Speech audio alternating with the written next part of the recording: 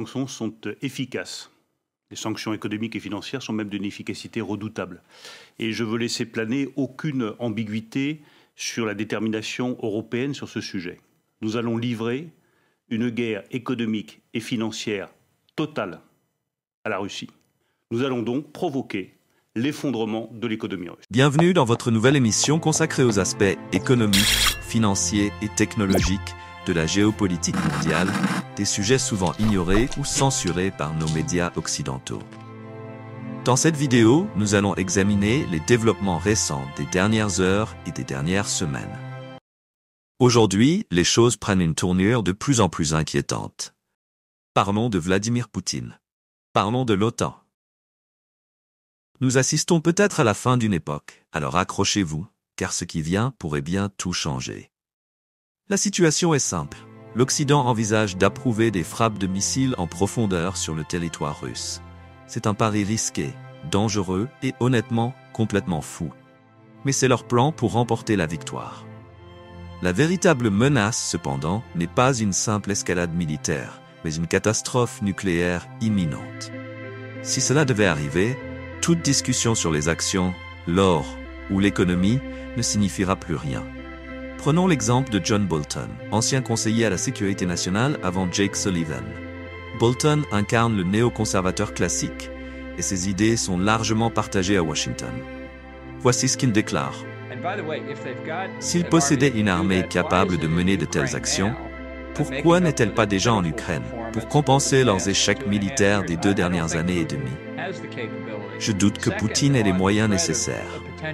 En ce qui concerne la menace d'une attaque nucléaire, nous avons entendu des témoignages devant le Congrès qui indiquent que chaque fois que Poutine a agité la menace nucléaire, il n'y avait aucune preuve d'un redéploiement des forces nucléaires ou d'un passage en alerte maximale.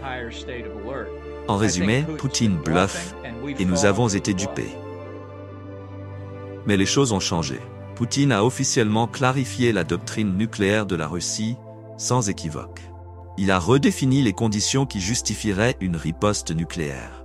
Et ces nouvelles règles sont effrayantes. Si l'Occident continue de provoquer la Russie et autorise des frappes en profondeur sur Moscou, cela pourrait être la fin. La doctrine russe est claire. Toute attaque contre la Russie avec des missiles occidentaux avancés pourrait être perçue comme une menace existentielle.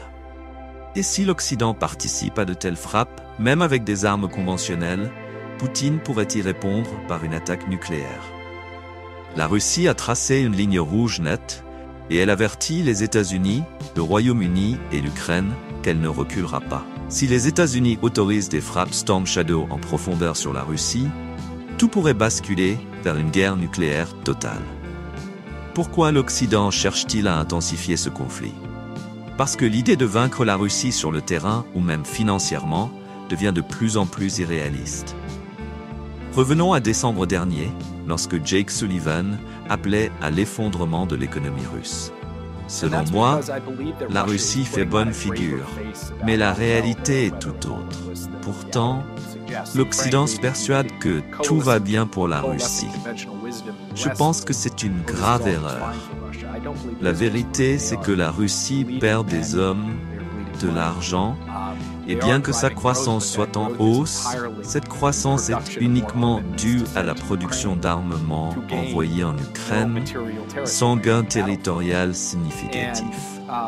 En outre, les pressions liées à l'occupation d'un territoire hostile ne cessent de croître. Contrairement à cette idée fausse, Poutine ne cède pas. Il se prépare pour une guerre longue et difficile. D'ici 2025, le budget de la défense russe atteindra un niveau historique, avec une augmentation à 6,2%. Les budgets pour 2026 et 2027 resteront eux aussi très élevés. Cela ne ressemble pas du tout à une économie en crise. En fait, la Russie continue de croître grâce aux échanges commerciaux avec le Sud global, en particulier la Chine, qui reste un partenaire essentiel. En regardant de plus près, les dépenses russes en matière de politique sociale, d'éducation et de santé augmentent également jusqu'en 2026-2027. L'idée que la guerre puisse briser l'économie russe est de moins en moins plausible. L'Occident espérait briser les revenus pétroliers de la Russie, mais cela a échoué. Le pétrole brut russe continue de circuler à l'international. La deuxième partie du plan occidental était de stopper les importations en Russie des semi-conducteurs aux voitures. Mais là encore, cela n'a pas fonctionné. Avant la guerre, l'Europe était le plus grand exportateur vers la Russie avec des exportations de 100 milliards de dollars. Mais depuis, la Chine a comblé ce vide, exportant désormais 3 fois plus de marchandises vers la Russie que l'Union européenne. C'est une guerre économique qui se retourne contre l'Occident. Les sanctions, loin d'atteindre leur but, contribuent à accroître le commerce chinois tout en nuisant aux exportations européennes vers l'Est. En parallèle de la bataille sur le terrain, la situation économique devient de plus en plus préoccupante. Le marché russe s'oriente vers la Chine au détriment de l'Europe. La Russie sécurise son commerce avec son allié, tandis que Pékin s'enrichit et que l'OTAN s'appauvrit. Le problème majeur pour l'Occident est que ses économies ne sont pas prêtes pour la guerre. La base industrielle est en ruine et le niveau d'endettement est incroyablement élevé. Lever des fonds supplémentaires devient de plus en plus difficile. Même aux États-Unis, du côté du Parti républicain, l'urgence est palpable. Si Trump revient au pouvoir, tout pourrait changer. Il a clairement annoncé ce qui pourrait arriver en 2025. Chaque fois que Zelensky vient aux États-Unis, il repart avec 100 milliards de dollars. Je pense qu'il est le meilleur vendeur de la planète, mais nous sommes coincés dans cette guerre. À moins que je ne sois président, je vais y mettre un terme. Je vais négocier et nous en sortir. Nous devons sortir. Biden dit que nous ne partirons pas tant que nous n'aurons pas gagné. Mais que se passe-t-il s'il gagne? Il se contente de faire la guerre. Et il faut comprendre cela. Une victoire de Trump signifierait un retrait des États-Unis et la fin de leur soutien, laissant l'Europe seule à payer une facture énorme. Le G7 est déjà en difficulté financière. Selon des rapports, le financement de l'Ukraine en 2025 repose entièrement sur un prêt de 50 milliards de dollars, garanti par les actifs russes gelés. Cela montre à quel point l'Occident est désespéré. Ils sont prêts à risquer tout le système financier pour soutenir l'Ukraine. La guerre économique d'usure ne se passe pas bien. Et cela ne suffira même pas. Le G7 devra s'endetter davantage pour continuer à combattre la Russie en 2025 et au-delà.